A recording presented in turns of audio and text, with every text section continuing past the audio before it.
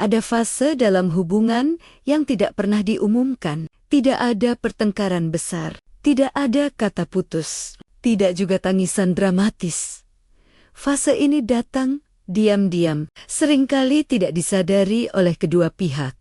Fase ketika seseorang mulai menahan diri, bukan karena marah, tapi karena capek. Capek menjelaskan hal yang sama, capek berharap dipahami, capek menunggu perubahan yang selalu dijanjikan, tapi tidak pernah benar-benar datang.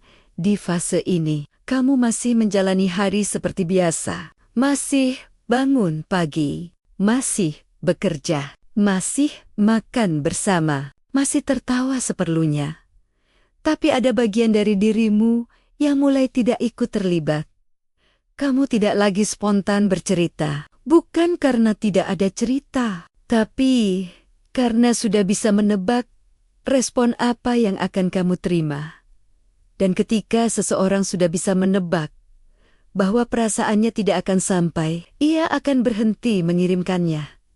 Ini bukan tentang ego, ini tentang perlindungan diri.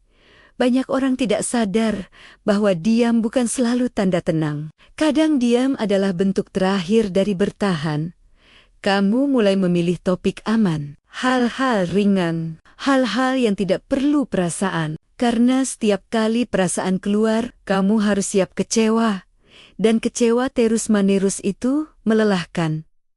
Lelah yang tidak terlihat, lelah yang tidak bisa dijelaskan, tanpa terdengar berlebihan. Lelah yang membuatmu bertanya pada diri sendiri.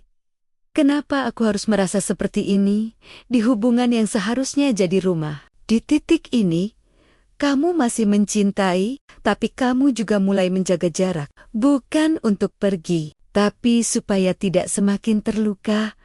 Inilah paradoks hubungan dewasa. Kamu bisa mencintai seseorang dan sekaligus merasa sendirian bersamanya. Dan perasaan ini sering disalahpahami. Dibilang kurang bersyukur, dibilang terlalu sensitif, dibilang harus lebih sabar. Padahal masalahnya bukan kurang sabar. Masalahnya adalah terlalu lama menahan. Menahan keinginan untuk didengar. Menahan kebutuhan untuk dimengerti. Menahan harapan agar tidak terlalu berharap. Sedikit demi sedikit, kamu belajar untuk tidak terlalu peduli. Bukan karena kamu tidak cinta, tapi karena peduli terus tanpa balasan yang setara itu menyakitkan. Dan disinilah banyak hubungan mulai berubah arah. Bukan karena ada orang lain, tapi karena ada jarak yang tidak pernah dibicarakan. Jarak emosional, jarak yang tidak terlihat, tapi terasa setiap hari. Kamu bisa duduk bersebelahan dan tidak merasa dekat. Kamu bisa tidur di tempat yang sama dan bangun dengan rasa asing. Kamu bisa berbagi rumah, tapi tidak lagi berbagi pikiran. Dan yang paling menyakitkan, kamu mulai terbiasa dengan itu. Terbiasa tidak bercerita, terbiasa tidak bertanya, terbiasa tidak berharap terlalu banyak. Karena berharap itu berisiko, berisiko kecewa lagi. Di tahap ini, banyak orang mulai bertanya dalam diam. Apakah ini normal atau aku yang terlalu menuntut? Pertanyaan ini jarang mendapat jawaban karena tidak ada yang benar-benar mengajarkan bagaimana rasanya ditinggalkan secara emosional tanpa ditinggalkan secara fisik. Hubungan tetap ada, status tetap sama, rutinitas tetap berjalan, tapi keterlibatan batin sudah tidak penuh. Dan ketika satu orang mulai mundur secara emosional, hubungan tidak langsung runtuh. Ia hanya menjadi lebih sunyi. Sunyi yang tidak ribut. Sunyi yang tidak mencolok. Sunyi yang sering dianggap aman. Padahal sunyi ini lebih berbahaya daripada pertengkaran. Karena pertengkaran masih menyimpan harapan. Masih ada emosi. Masih ada energi. Sedangkan diam yang lelah adalah tanda energi itu sudah hampir habis. Banyak orang baru sadar saat semuanya sudah terasa datar. Saat marah pun sudah malas. Saat cemburu pun tidak muncul. Saat kehilangan pun terasa biasa saja. Dan saat itulah muncul konflik batin yang paling berat.